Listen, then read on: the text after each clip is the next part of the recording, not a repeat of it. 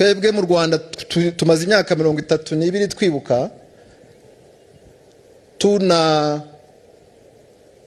tunazi neza icyaha abo cyakorewe, ngira ngo byanagaragaye mu buhamya bwatanzwe ndetse no muri play yakinwe. Ariko mu mahanga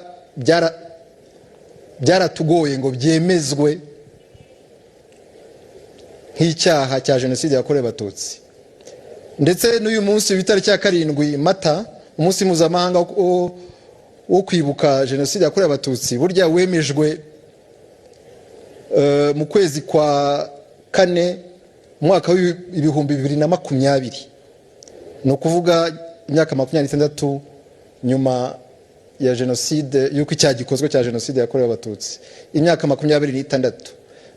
Hari ibyagiye bikorwa mbere, ariko kugira ngo umuryango w'abibumbye inteko rusange ibyemeze gutyo byatwaye imyaka 26. Kubera iki? Kubera ko amahanga cyangwa se ibihugu by'ibihangange bitashakaga ko kwibuka cyangwa se icyaha cyitwa gutyo, ku buryo wasangaga abanyarwanda aribo barimo binginga